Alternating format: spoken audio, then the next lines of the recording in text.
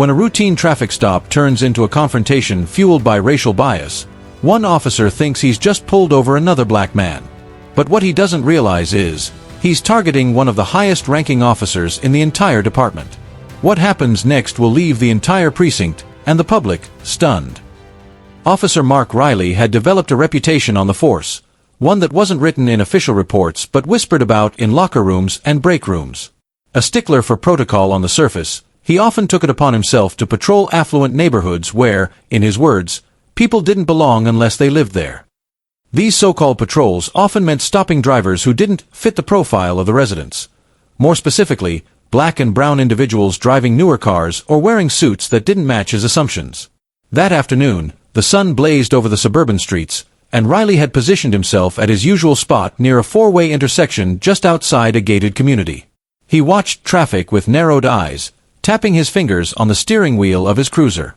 When a sleek black Cadillac SUV turned the corner, Riley sat up straight. Behind the tinted windows, he caught a glimpse of a black man wearing a dark suit and sunglasses. The vehicle didn't run a stop sign.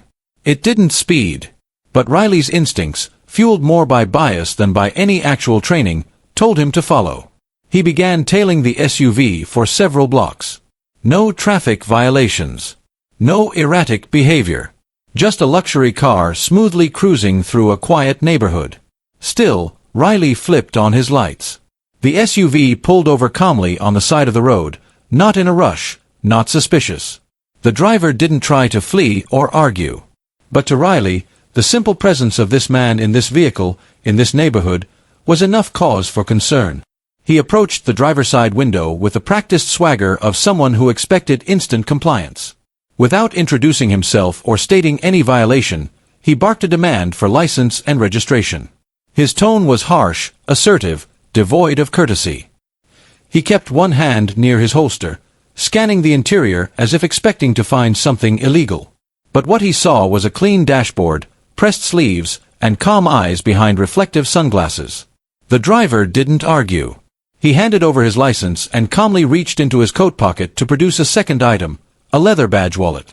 The ID read, Captain Darius Mitchell, Metropolitan Police Department. For a brief moment, Riley froze. Captain Darius Mitchell wasn't just any officer. He was one of the highest-ranking black officials in the city's police department, known for his decades of service, community outreach, and relentless advocacy for equality within the force. A man with a distinguished record, honored by city officials and respected in both minority communities and law enforcement circles. A name that commanded recognition, except apparently, not from Officer Riley. The silence that followed was thick. Riley's posture stiffened, his face drained of color as the realization set in. But instead of stepping back and admitting fault, he tried to recover by asking where Captain Mitchell was headed and why he was in the area. Questions that had no legal justification at that point. The captain didn't raise his voice. He didn't pull rank. But the look he gave Riley was enough to convey everything he was thinking. It was in that moment that the balance of power shifted, not just between the two men, but in the unspoken dynamic that had played out countless times before between officers like Riley and civilians who never got the chance to prove who they were. Because this time, Riley hadn't pulled over a scared teenager or a single mother trying to get to work. He had stopped a man who had trained officers, led divisions, and written policies. A man who knew every rule of conduct, every line in the departmental manual, and every way in which officers like Riley bent those rules to justify stops like this one. And yet, despite the badge now resting in Riley's hand, there was no apology. No acknowledgement of wrongdoing. Just a forced politeness as he returned the documents and mumbled that everything checked out. He turned back to his cruiser, clearly rattled, while Captain Mitchell stayed parked for a moment longer, watching the patrol car pull away. But something had already been set in motion. Though it had lasted less than 10 minutes, the stop wasn't over. Not for Captain Mitchell. Not for Officer Riley. Not for the department that would soon have to answer for what happened that day on the quiet suburban street. Because unlike the many black men stopped and sent on their way with nothing but frustration and resentment, this particular driver had both the authority and the platform to challenge what had just occurred, not just for himself, but for every single person who had ever sat in the driver's seat and wondered if they were being pulled over because of the color of their skin. Back at his precinct, Captain Darius Mitchell didn't file the incident away as just another bad encounter. He had dealt with disrespect before, both from civilians and, regrettably, fellow officers, but this time it struck a deeper nerve. What troubled him most wasn't the rudeness, or even the baseless nature of the stop. It was the certainty with which Officer Riley had acted, the assumption that his authority wouldn't be questioned, and the clear lack of hesitation in targeting someone solely based on appearance. The more Captain Mitchell thought about it, the more disturbing it became. If Riley could act that way with a police captain, someone with visible rank and years of decorated service, what was he doing when there were no badges involved?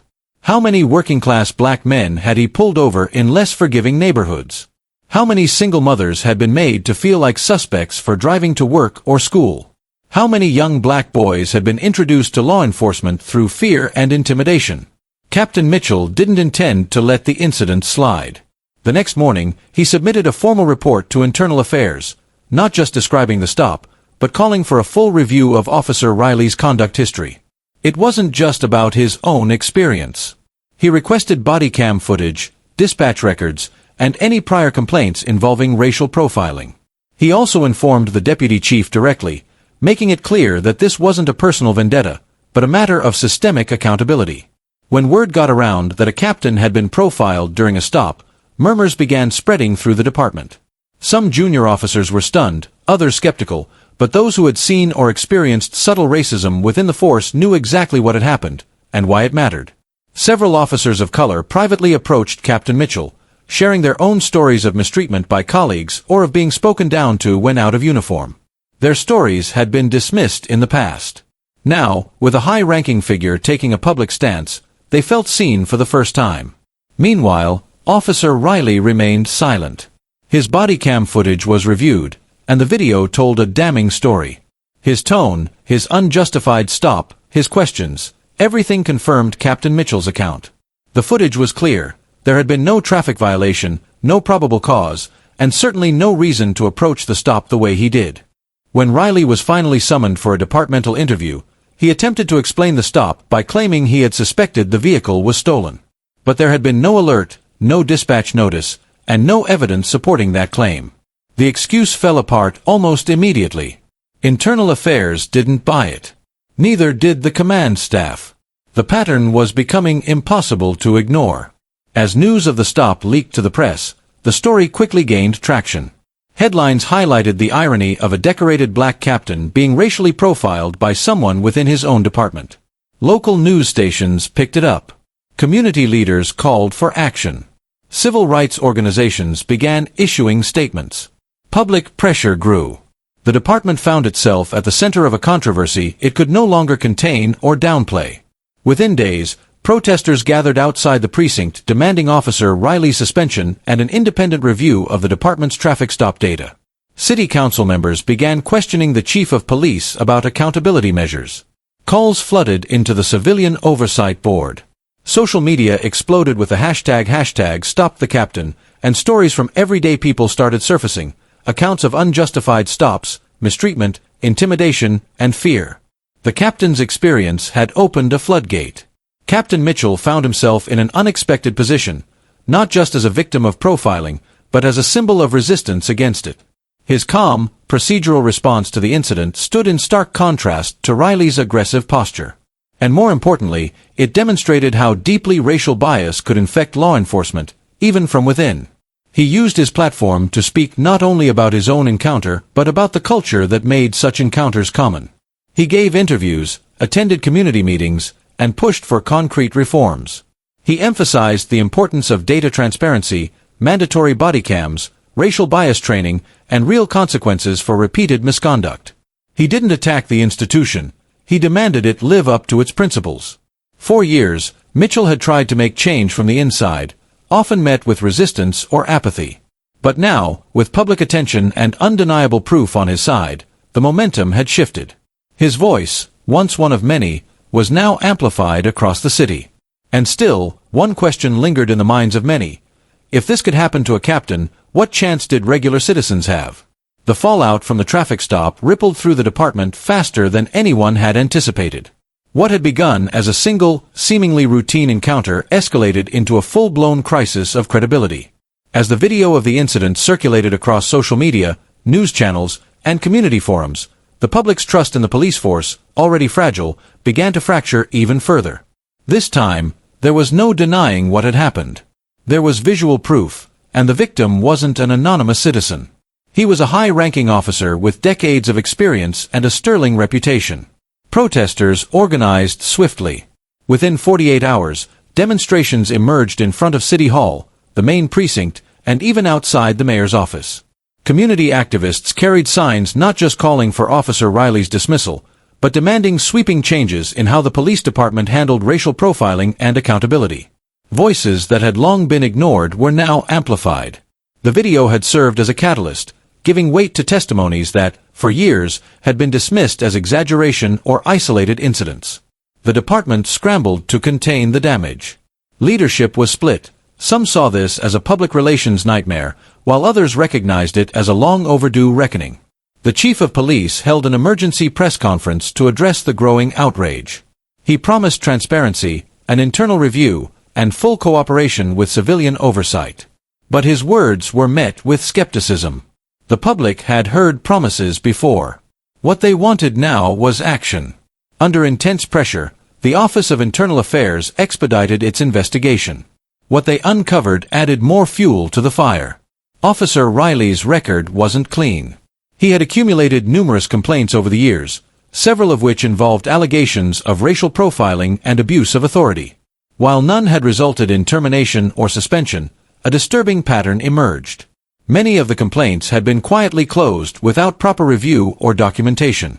Some had mysteriously disappeared from his file. This discovery raised uncomfortable questions about the department's internal systems. How many other officers were protected by similar negligence? The city's Civilian Oversight Board demanded access to the full records. Independent legal groups called for a third-party audit of past traffic stops. Statisticians began analyzing stop-and-search data, and the results painted a grim picture. Black drivers were disproportionately stopped, searched, and questioned, often without any citations issued. The numbers told the story that many residents already knew from lived experience. The captain's stop had merely exposed it to the broader public. The mayor, facing pressure from both the media and his constituents, ordered an external investigation and allocated emergency funds for a task force on racial bias in policing. While some saw it as a political move to appease the public, others saw it as a sign that real change might finally be within reach. Within the department, morale was deeply divided. Officers of color felt vindicated, yet also wary of potential backlash. Many had quietly endured similar treatment or watched it happen to others without speaking up, fearing retaliation or isolation. Some now found the courage to step forward, filing new complaints or reopening old ones that had been previously ignored. Others, particularly within the old guard, saw the situation as an attack on police authority and resented the scrutiny. The tension was palpable. Meanwhile, Captain Mitchell became a reluctant figurehead for reform. He hadn't asked for this spotlight, but he didn't shy away from it either. His calm, methodical handling of the incident contrasted sharply with the department's defensive posture. He became a central voice in the conversation about policing standards, calling not only for disciplinary action against Officer Riley but for structural reform. His proposals included body cam policy enforcement, real-time data tracking of stops by race and location, public access to misconduct records, and revised training focused on de-escalation and implicit bias. Community leaders stood with him. Faith organizations, civil rights groups, neighborhood associations, and even some fellow officers rallied behind the cause. A new alliance began to form, one that demanded not just individual accountability but systemic transformation. The district attorney launched a parallel inquiry to determine if any of Riley's past stops had led to unjustified arrests or convictions. Defense attorneys began reviewing old cases. Civil suits were filed by individuals who claimed they had been similarly profiled. The department's legal team was overwhelmed. What had started as a single traffic stop now spiraled into a city-wide reckoning. Departmental procedures were questioned, leadership came under scrutiny, and the pressure to act grew with each passing day. The public was no longer satisfied with words or temporary suspensions. They wanted permanent safeguards. They wanted change that could be measured, seen, and felt. And at the center of it all stood the uncomfortable truth. Racial bias wasn't an exception within the department. It was embedded in its operations, shielded by culture, and ignored for far too long. Captain Mitchell's experience had peeled back the layers of silence, and what lay underneath demanded nothing less than a revolution in how policing was done. After weeks of escalating pressure, the city had no choice but to respond decisively. Officer Riley was formally suspended without pay pending the outcome of an administrative hearing. The hearing itself became a public event, drawing more attention than any routine disciplinary process in recent memory. For the first time, members of the community were allowed to attend and witness the system many had long distrusted. The results of the internal investigation were clear. Officer Riley had not only violated departmental protocol during the traffic stop, but had done so with racial bias as a contributing factor. The review of his service record revealed a consistent pattern of complaints, disproportionate stops of minority drivers, and an alarming lack of accountability. Disciplinary actions that should have followed prior incidents had been repeatedly delayed or dismissed. This was no longer about one bad judgment. It had become a symbol of institutional failure. In the aftermath, Riley was terminated from the force, and his certification to serve as a law enforcement officer was revoked. While some viewed it as justice served, others saw it as the bare minimum, a first, small step toward accountability in a system that had shielded people like him for far too long. More importantly, the aftermath of the case led to substantial policy shifts. The department enacted mandatory racial bias training for all officers, including senior staff. A new digital tracking system was implemented, requiring real-time reporting of every stop, citation, and search, categorized by race, age, and gender. This data would now be reviewed monthly by both internal oversight and an independent civilian board. Transparency was no longer optional. The department launched a public database for misconduct records, enabling citizens to search and review officer histories. It was a bold move, met with resistance by police unions, but ultimately approved by the city council in response to overwhelming public demand. The city also approved a policy that limited discretionary stops unless officers had clear, documented probable cause. Captain Mitchell's quiet determination had sparked a conversation that spread far beyond the city. Departments in neighboring areas began reviewing their own procedures. State lawmakers introduced legislation requiring all departments to submit traffic stop data for public review. Community forums were held to give voice to residents who had felt powerless for too long. For many, it was the first time the system truly listened. Within the department, a cultural shift began to take root. Younger officers started to see the profession through a different lens, not as an untouchable authority but as a responsibility built on service and trust. The idea that misconduct could be hidden behind the badge became increasingly unacceptable. Officers of color, long sidelined in conversations about race and policing, now had a platform, and many used it to educate, support, and lead change from within. Meanwhile, Captain Mitchell was promoted to assistant chief, a move supported by both his peers and the public. It wasn't just recognition for his rank, it was a symbol of the department's intent to turn a new page. His leadership style, marked by empathy, accountability, and a deep connection to the community, became the blueprint for future leadership. He declined offers to appear on national talk shows or write a book. His focus remained on his department and the work still ahead. The community, too, began to heal. Though scars remained, there was a renewed sense of partnership. Outreach programs expanded. Youth initiatives connecting local kids with law enforcement grew in participation. Dialogue sessions between police and residents, once tense and superficial, now reflected mutual respect and a shared goal: safety and fairness for all. The incident, painful and unjust as it had been, had opened the door to transformation. What had begun as a display of unchecked authority and bias ended as a defining moment in the city's history. Not because it resolved every issue, but because it proved that change was possible when the truth was exposed and people refused to look away. It served as a reminder that leadership isn't just about rank or position. Sometimes, it's about standing firm when it's uncomfortable, speaking truth to power even within your own house, and believing that justice must begin with those sworn to protect it. And though the road ahead was still long, one thing had changed forever. Silence would no longer be the norm, and accountability was no longer a request, it was a demand. What started as a routine traffic stop exposed a deep, painful truth, one that had existed beneath the surface for far too long. But thanks to one man's courage and unwavering integrity, a system was forced to face itself. Captain Mitchell didn't just stand up for himself, he stood up for every person who's ever been profiled, silenced, or dismissed because of the color of their skin. His action sparked change not only in policy, but in hearts, minds, and communities. This story isn't just about justice, it's about transformation. And it reminds us that real change begins when we refuse to stay silent. If you believe stories like this need to be told, don't forget to like, comment, and subscribe. Share this video to keep the conversation going, because awareness is the first step toward accountability. Until next time, stay informed, stay inspired, and never stop standing for what's right.